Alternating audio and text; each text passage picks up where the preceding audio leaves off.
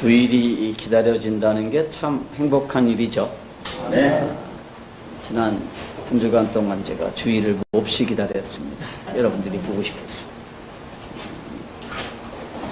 오늘은 몇 가지 질문으로 말씀을 시작하려고 합니다. 제 질문에 한번 마음속으로 한번 진지하게 이렇게 대답해 보시기 바랍니다.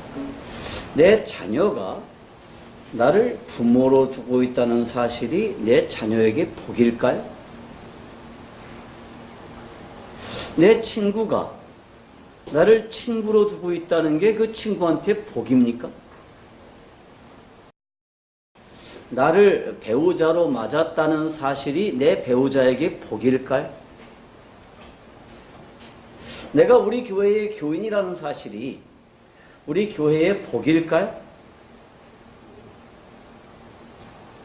우리 그것을 위해서 기도할 수 있어야 되죠. 하나님, 제 주변 사람들이 저를 만난 것이 그들에게 복이 되도록 저에게 복을 주십시오.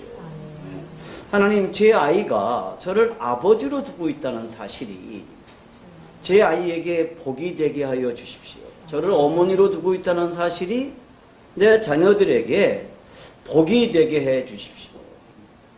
하나님, 제가 우리 교회의 교인이라는 사실이 우리 교회에 복이 되게 해 주십시오. 이렇게 기도할 수 있어야 되죠. 예수를 믿는다면 적어도 이 정도의 욕심은 있어야지. 이건 욕심이라고 할 수도 없는 건데요. 제가 여러분들을 축복합니다. 우리 모두가 복의 근원이 돼서 나 때문에 내 주변이 함께 복을 받는 사람들 되시기를 축복합니다. 아멘. 그러면 대체 어떻게 하면 내가 복의 근원이 될 수가 있을까요? 첫째로 하나님의 말씀을 들어야 됩니다. 오늘 본문은 이렇게 시작합니다. 여호와께서 아브라함에게 이르시되 라고 시작을 해요. 하나님은요, 아브라함에게 말씀하셨습니다. 하나님은 말씀하시는 분이세요. 기독교는 엄밀히 말하면 종교가 아니지만 일단 종교라고 할 때 기독교는 계시의 종교입니다. 계시의 종교라고 하니까 사람들이 쉽게 오해하는 게 맞아, 기독교는 계시가 있는 종교야. 응? 그렇게 오해하죠. 물론 맞습니다. 기독교는 계시를 인정합니다. 아니, 기독교는 계시에 의해서 성립되고 세워졌습니다. 그런데 성경이 말하는 계시는요, 어떤 사람의 개인적인 미래에 관한 계시라는 뜻이 아니에요. 계시라고 하는 건 뭐냐? 하나님의 말씀을 말하는 겁니다. 하나님으로부터 추방된 이후에 사람들은 에덴에서의 희미한 기억을 가지고 하나님께 나가려는 시도를 계속했습니다. 또 희미하고 애매한 기억으로 하나님을 기쁘게 하려고 그랬어요. 그래서 인간들은 종교를 만들었습니다. 종교라는 게 뭐예요? 하나님께 나가려는 인간의 노력입니다. 하나님을 기쁘시게 하려는 인간의 노력입니다. 그거는 온 지구의 어떤 문명권에 가도 다 똑같습니다. 신을 기쁘게 하고 신에게 나가려는 노력으로 인간들은 종교를 만들고 종교를 이용하죠. 어떻게 하면 하나님께 나아갈 수 있는지 최대한 정성을 보이면 될 것이라고 생각하기도 하고, 또 무언가 엄청난 희생을 드리면 하나님께서 우리를 받아들여 줄 것이라고 생각하기도 합니다. 그래서 예전에 우리 할머니들은 새벽같이 일어나가지고 물 한 그릇 떠놓고 빌었죠. 비나이다, 비나이다. 또 선한 행동을 하면 하나님께서 우리를 기뻐하시고 우리를 다시 받아줄 것이라고 생각해서 사람들은 종교를 만들었죠. 또 선한 삶을 위해서 윤리와 도덕을 만들었습니다. 그런데 하나님은 자신의 뜻을 직접 말씀하신다는 거예요. 우리가 잘못한 게 뭔지, 죄가 뭔지, 그 죄를 어떻게 하면 없애고 너희가 나에게로 나올 수 있는 것인지에 대해서 직접 말씀하신다는 것입니다. 우리의 죄를 위해서 그 아들을 보내시겠다고 말씀하십니다. 뿐만 아니라 내가 너희를 친히 구원하고 너희를 이끌고 친히 하나님의 나라를 건설하겠다, 이렇게 말씀하십니다. 이게 하나님의 계시예요. 계시라고 하는 것은 하나님의 계획을 친히 말씀하시는 겁니다. 오늘 우리가 읽은 본문에서도 하나님은 아브라함에게 나타나셔서 친히 말씀하십니다. 너는 내가 지시하는 땅으로 가라는 거죠. 왜냐하면 내가 너를 복의 근원으로 삼아서 복음을 간직하게 하고 그 복음을 전수하게 해서 땅의 모든 족속들이 너를 인하여 복을 얻게 하실 것이기 때문에 이곳에서 이렇게 살지 말고 내가 네게 지시하는 그 땅으로 가라는 거예요.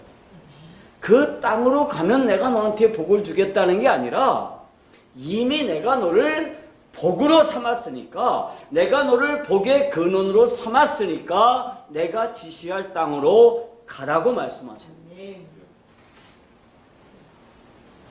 우리가 오해하는 게 뭐냐 하면 내가 하나님의 말씀에 순종하면 하나님이 내게 복을 주신다라고 생각하는 거예요. 아니에요.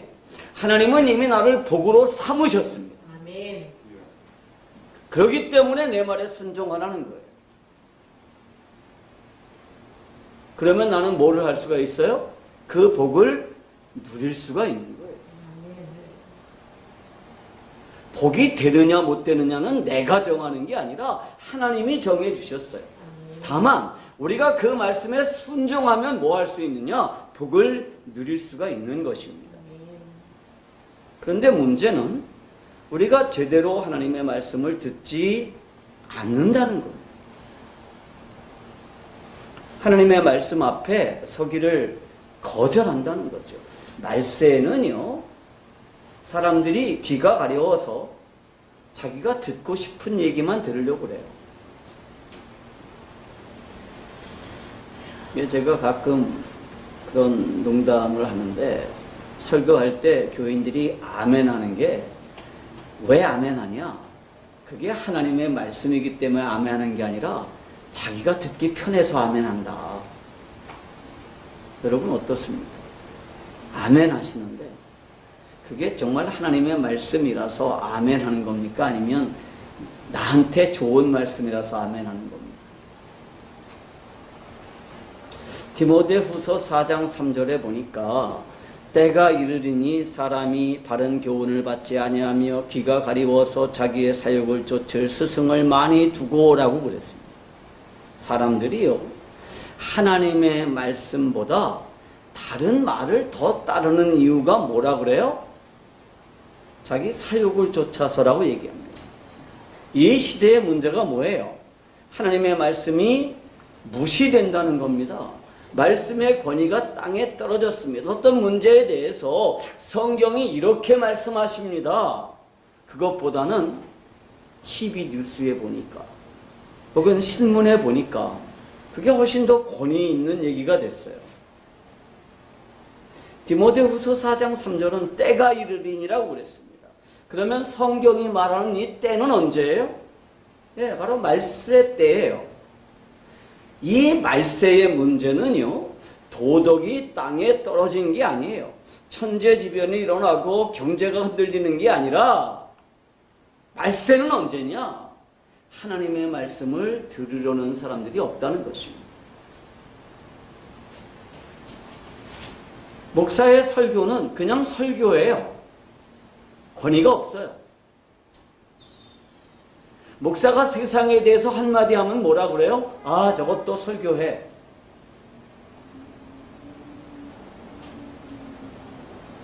하나님의 말씀을 하나님의 말씀으로 들으려는 사람들이 없다는 겁니다.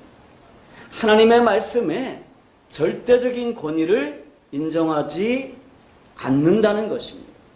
누구도 하나님의 말씀을 하나님의 말씀으로 인정하지 않는 시대에 복의 근원인 사람들이 누구예요? 하나님의 말씀을 하나님의 말씀으로 듣는 사람들, 그 사람들이 바로 복의 근원이 되는 사람들입니다.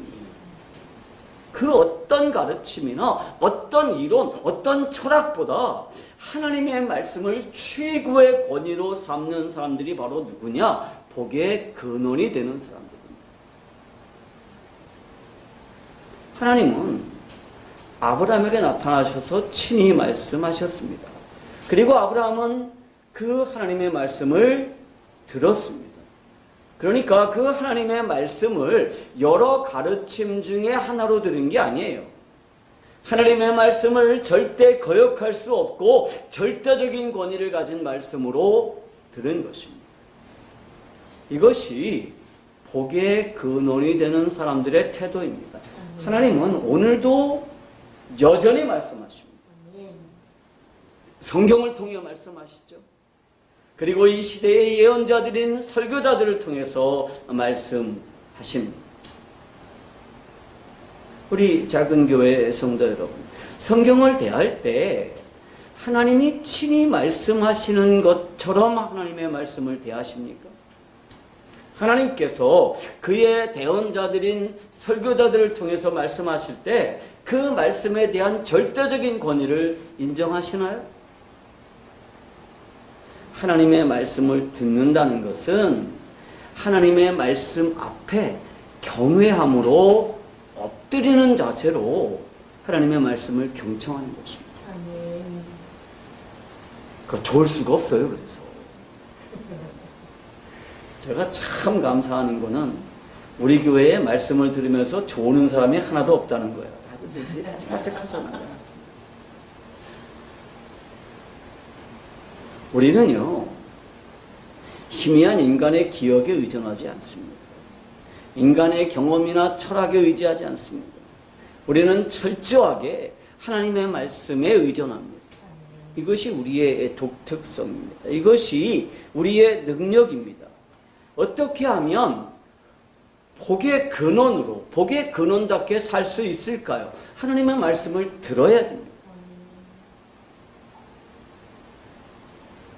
안 들으면요, 뭐가 없어요? 능력이 없어요. 하나님의 말씀에 절대적인 권위를 인정하고 내 삶의 최종적인 권위로서 하나님의 말씀 앞에 엎드려야 됩니다.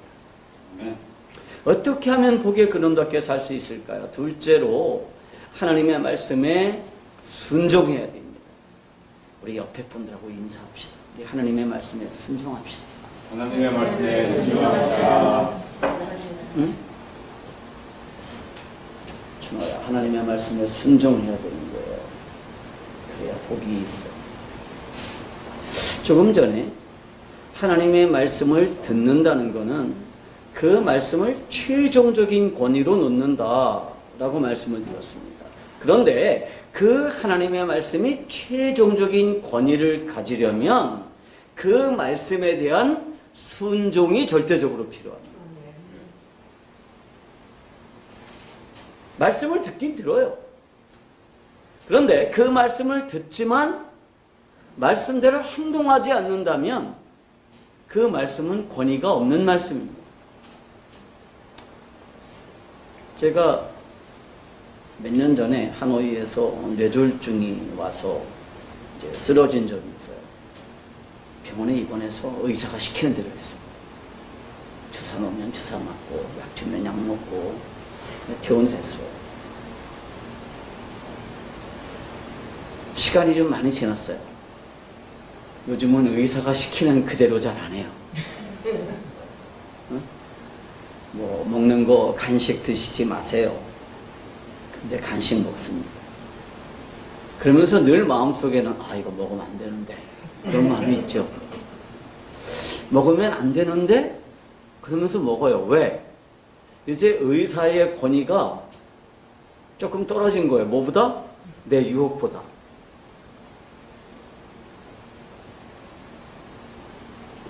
목사가 작은 청소년 선교단체를 하나 운영하고 있습니다. NLIC라고 하는.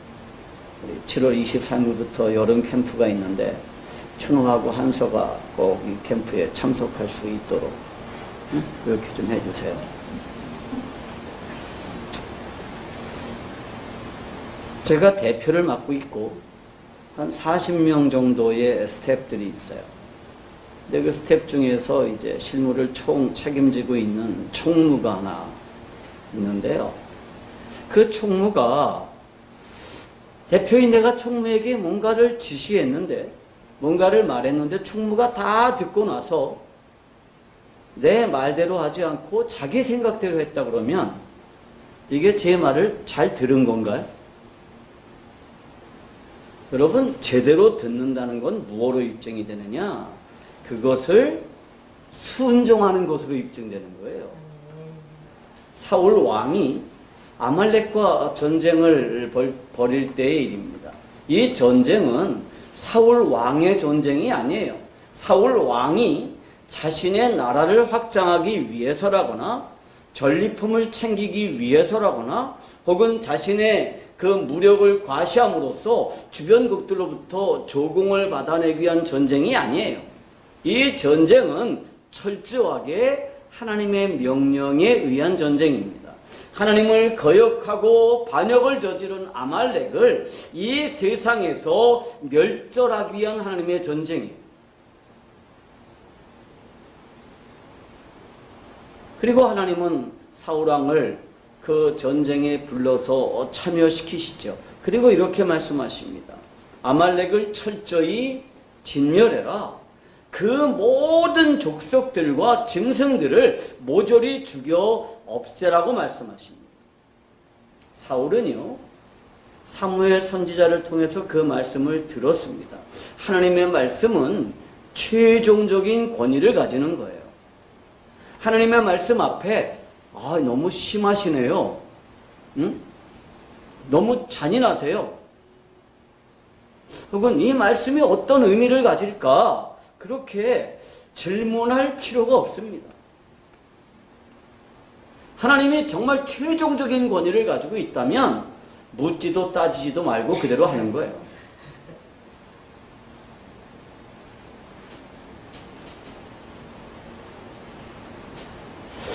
사울이 과연 하나님의 말씀을 제대로 들었는지, 그 말씀이 최종적인 권위를 가지는 말씀으로 들었는지는 언제 판가름나요?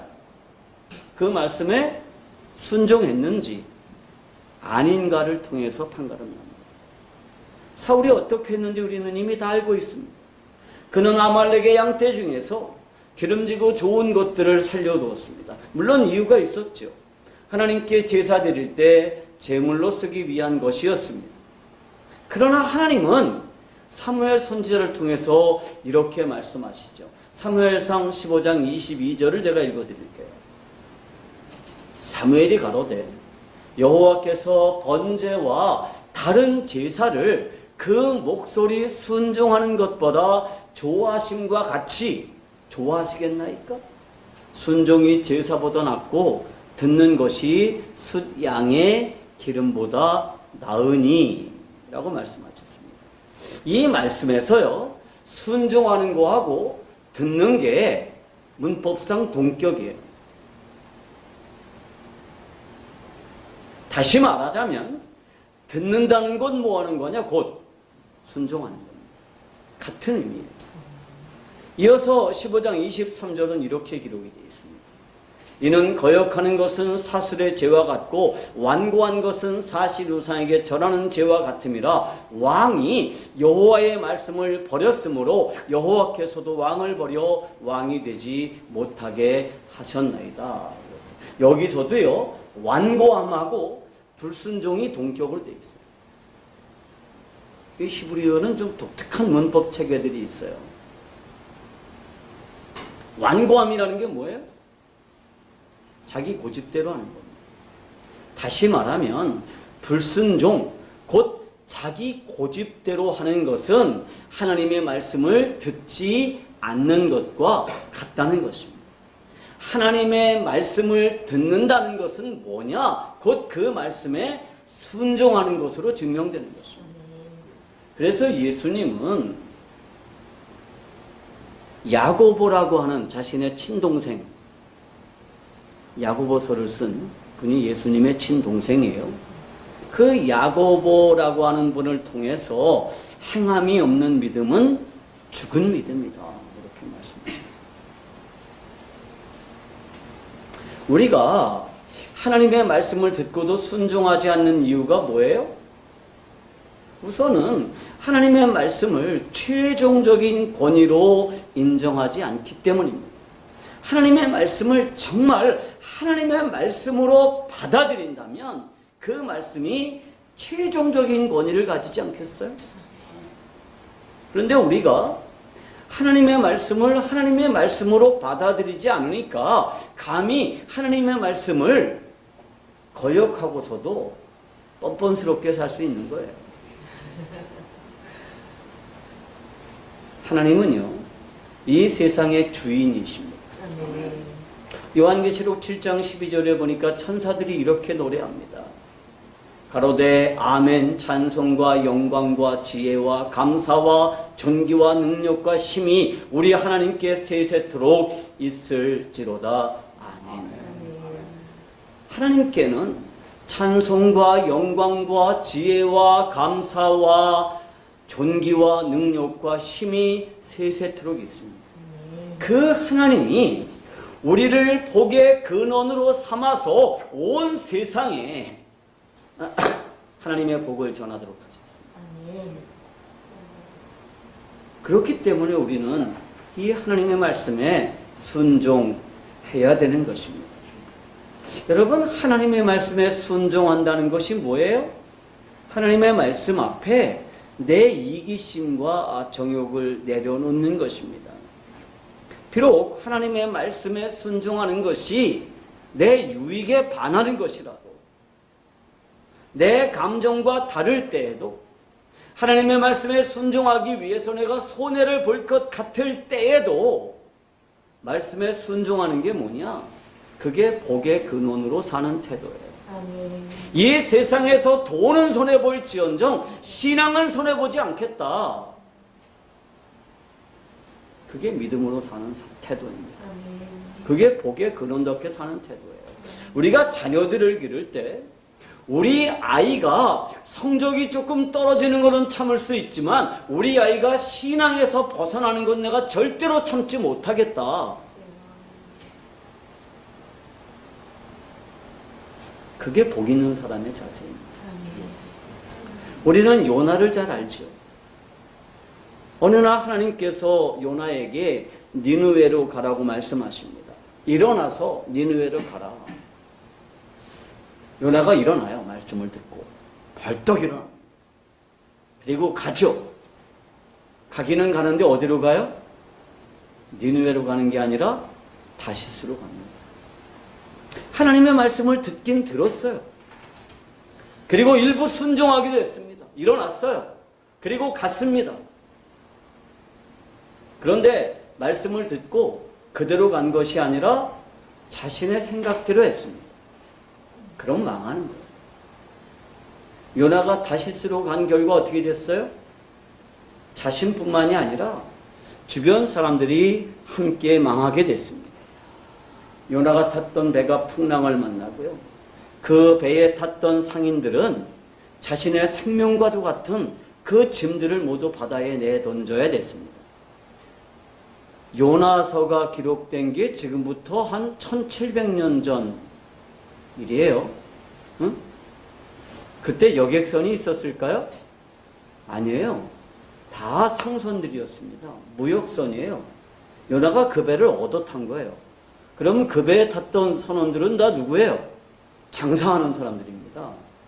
장사하는 사람들이 자기 장사하던 짐들을 다 바다에 버렸다는 얘기는 뭐 했다는 얘기예요? 쫄딱 망했다는 뜻이에요. 요나만 망한 게 아니라 누구도 같이 망해요? 요나 주변 사람들도 같이 망하는 거예요. 우리 주변에도 이런 인간들 참 많습니다. 혼자만 망하는 게 아니라 이웃 사람들 같이 망하게 해요. 같이 어렵게 해요. 제가 요 글을 어제 페이스북에 올렸더니 많은 목사님들이 내가 바로 요나예요. 제 동기 중에 하나가 페이스북 아이디가 요나라는 친구도 있어요. 왕성교회에 길자연 목사님 아들이 왕성교회 담임 목사를 맡았죠. 그 아들 이름이 요나예요. 길요나. 왜 요나인지는 모르겠어요. 여러분, 우리가 하나님의 말씀에 순종하지 않으면 나만 망하는 게 아닙니다. 가족이 망하고요. 집안이 망하고요. 이웃이 망하고요. 공동체가 망합니다. 우리는 순종하지 않고 가만히 있으면 불순종하는 게 아니다라고 생각해요. 나는 순종하지도 않지만 불순종하지도 않아. 아니에요. 순종하지 않으면 불순종하는 겁니다. 하나님이 말씀하시면 그 말씀은 우리의 반응을 요구합니다. 어떤 반응입니까? 순종의 반응이에요. 시간의 주인이신 하나님께서 주일을 정하셨습니다. 일주일의 하루는 나를 예배하면서 우주의 창조주인 나를 기억하라고 말씀하시면서 주일을 정하셨습니다. 그러면 그대로 순종하면 되는 거예요. 모든 것의 주인이신 하나님께서 내가 내게 맡긴 것들 중에서 10분의 1을 내게 드림으로써 하나님께서 모든 것의 주인임을 고백하라 라고 하시면 그대로 하면 되는 거예요.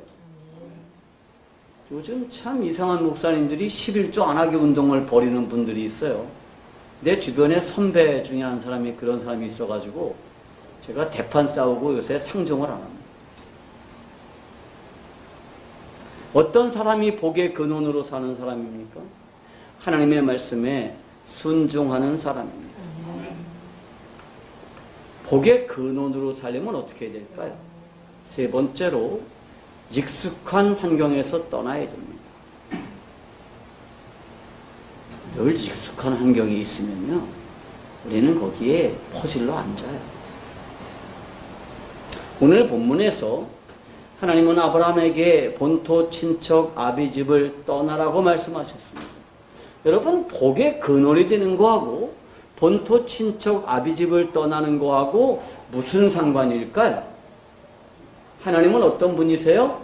전지하신 분이시고 전능하신 분이십니다. 여러분, 하나님이 전지하다는 얘기는요, 모든 것들을 다 아신다는 뜻보다는 모든 것들을 계획하신다는 뜻이에요. 하나님은 그 모든 것들을 계획하시는 분이십니다. 여러분, 하나님께서 무엇 때문에 이스라엘을 애굽에서 꺼내셨을까요?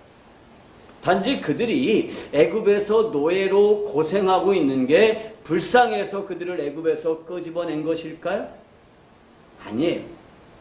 만약에 그게 전부였다 그러면 애굽에서 떠나게 하실 게 아니라 아예 애굽 땅을 이스라엘 백성들에게 주는 게 훨씬 좋아요.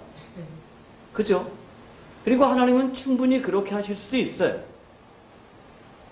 하나님은 그게 더 좋은데 자기가 그렇게 할 능력은 없으니까 그들을 그 드라마틱한 방법으로 애굽에서 떠나게 하신 게 아니에요. 하나님께서 이스라엘을 애굽에서 떠나게 하신 이유가 뭡니까? 아브라함에게 약속하신 복을 이루도록 하려는 하나님의 계획 때문이었습니다. 하나님은 아브라함과 아브라함의 후손들을 선택하셔서 복의 근원으로 삼고 새로운 나라를 세우고 복을 보존하고 온 세상에 하나님의 복을 전하는 그런 나라가 되도록 작정하셨습니다. 그래서 하나님은 그들을 이끌고 어디로 가는 거예요? 가나안으로 가시는 겁니다. 단지 이스라엘의 자유와 이스라엘의 행복을 위해서 애굽에서 떠나게 한 게 아니에요. 만약에 그게 전부라 그러면 애굽을 통째로 이스라엘에 주는 게 훨씬 더 좋아요.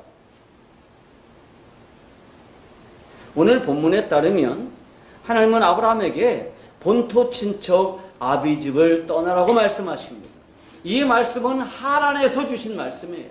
하란에서 살기 너무 힘드니까, 야, 너 여기 사니까 너무 고달프잖아.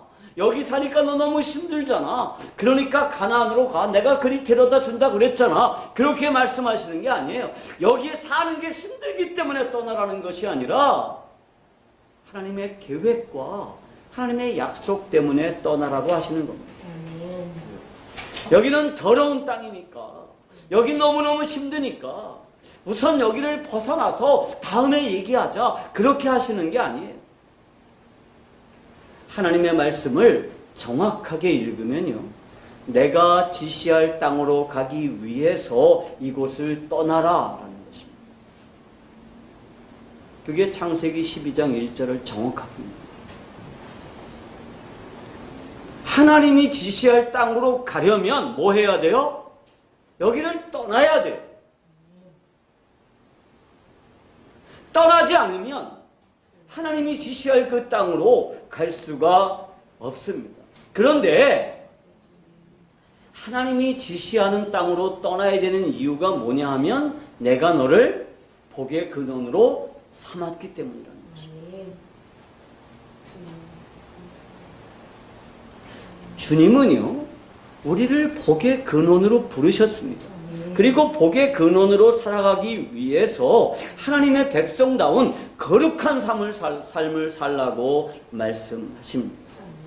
그리고 그 거룩한 삶을 위해서 우리의 익숙한 환경에서 떠나라고 말씀하십니다.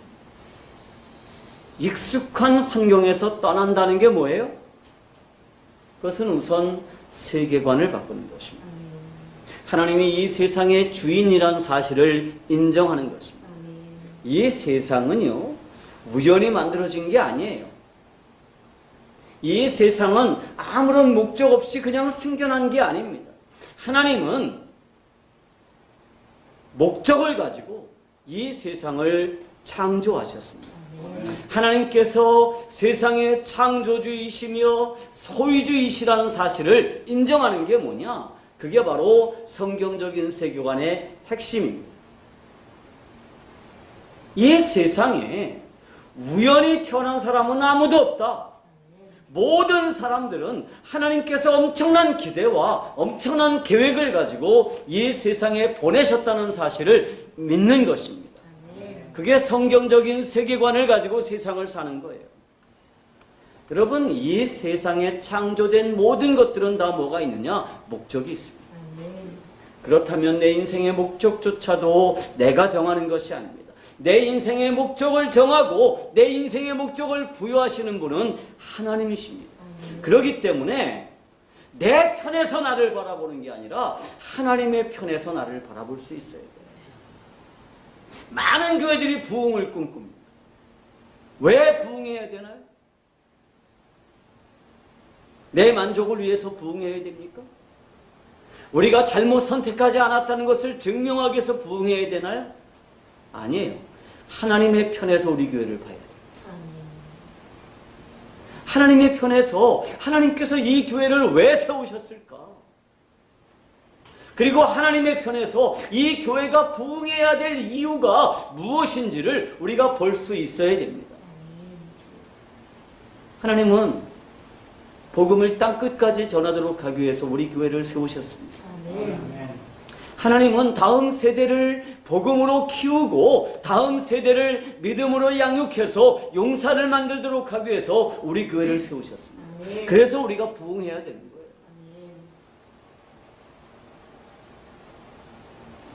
언제나 하나님의 편에서 하나님의 눈으로 세상을 보는 것, 이게 성경적인 세계관으로 세상을 보는 것입니다. 이 세상 사람들은요, 자신의 인생이 자신의 것이라고 생각합니다. 내 인생은 나의 것이라고 생각하죠. 그래서 인생의 목적을 자신이 정합니다. 어떤 사람들은 인생이 우연히 이 세상에 태어났다가 또 우연히 죽는 것이라고 생각을 합니다. 그러니까 인생의 목적 같은 게 있을 수가 없죠. 그냥 한 세상 행복하게 마음대로 살다가 가면 그만이라고 생각을 합니다. 우리가 다 기억하겠죠. 시인 천상병이라는 사람이 쓴 시, 소풍이라는 시가 있습니다. 나 하늘로 돌아가리라. 새벽빛 와 닿으면 쓰러지는 이슬 더불어 손에 손을 잡고 나 하늘로 돌아가리라. 노을빛 함께 단 둘이서 개슬개서 놀다가 구름 손짓하면은 나 하늘로 돌아가리라. 아름다운 이 세상 소풍 끝내는 날 가서 아름다웠다라고 말하리라. 너무 아름다운 시죠. 많은 사람들이 이 시에 공감하고 있어요. 그런데 이 천상병이라는 시인은요, 매일매일 막걸리 한 사발만 있으면 행복한 사람이었습니다. 그래서 사람을 만나면 20원만 줘. 이게 그 사람의 트레이드 마크예요. 그래서 20원을 얻으면 막걸리 한 사발 먹고 취해서 하루가 행복한 사람이었어요. 그래서 이 시 어느 구절에도 인생의 목적 같은 건 없어요. 사랑하는 성도 여러분, 인생은요 소풍이 아닙니다. 인생은 소풍처럼 아무런 목적 없이 그냥 즐기면 되는 게 아니에요. 인생은 나를 보내신 이의 뜻을 알고 그 뜻을 이루기 위해서 최선을 다하는 것입니다. 어떤 사람들은 내 평생에 하고 싶은 일 다 했고 모든 걸 다 이루었으니까 이제 한도 없다, 원도 없다 이렇게 말하는 사람들이 혹 있어요. 그런데 인생을 소풍이라고 생각하든 혹은 한도 없고 원도 없다고 생각하는 사람이든 뭐가 없냐 하면 인생의 목적이 없기는 마찬가지입니다. 이게 사람들의 세계관이에요. 그렇지만 내가 하고 싶은 일들을 이루는 게 성공이 아니에요. 나를 보내신 이의 뜻을 알고 그 뜻을 이루는 것이 성공하는 것입니다. 우리가 본토 친척 아비집을 떠난다는 것은 이런 세계관, 이런 인생관으로부터 떠나서 성경적인 세계관, 성경적인 인생관을 가지게 되는 것을 말하는 것입니다.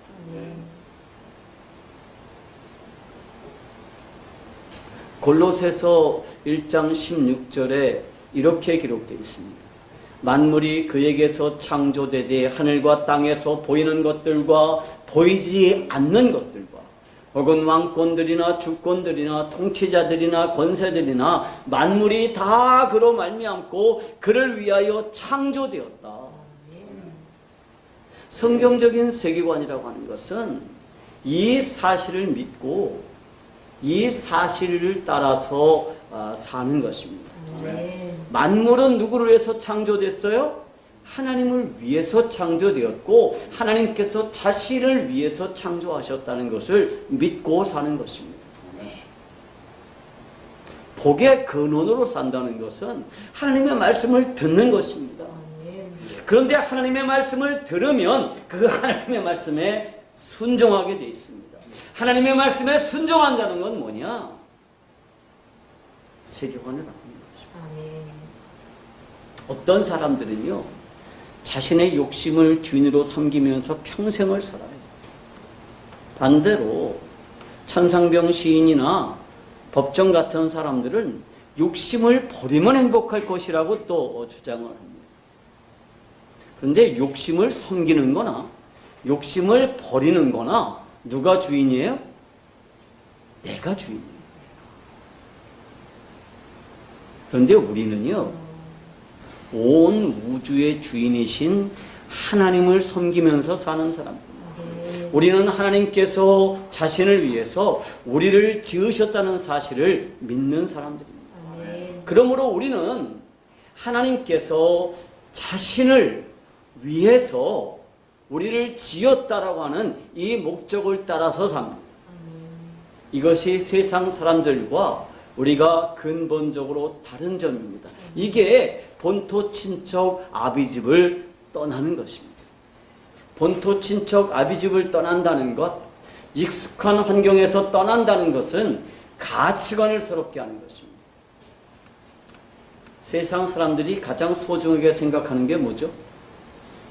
뭐니 해도 money죠. 돈, 건강, 명예, 이 모든 것들이 내 행복을 증진시켜 줄 수 있다고 생각하기 때문에 사람들은 이것을 가장 소중하게 생각합니다.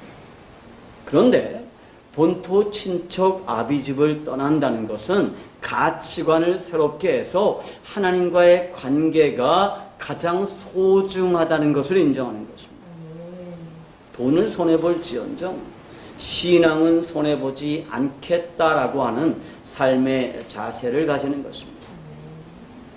우리는 이미 하나님께서 복의 근원으로 선택하신 사람들입니다. 그러면 복의 근원답게 살 책임이 있어요. 하나님의 말씀을 말씀답게 들어야 됩니다. 하나님의 말씀을 최종적인 권위로 들어야 됩니다. 그 하나님의 말씀에 순종해야 됩니다. 그리고 세계관과 가치관을 새롭게 해서 하나님의 백성다운 삶을 살아가시는 그러한 성도들이 되시기를 우리 주님의 이름으로 축복합니다. 네. 기도합시다. 우리 함께 하나님 앞에 기도하겠습니다. 하나님, 제가 복의 근원으로 하나님께서 저를 불러주신 것 감사합니다. 복의 근원답게 살 수 있는 믿음 허락하시고 능력 허락해 주시옵소서. 하나님, 내가 내 욕심을 주인으로 섬기지 않게 하시고 나 자신을 주인으로 섬기지 않게 하여 주시옵소서. 오직 하나님을 주인으로 섬기게 하시고 나를 위해서 사는 것이 아니라 하나님을 위해서 살게 하여 주시옵소서. 우리 이렇게 주님 앞에 다 같이 기도하면서 나가겠습니다.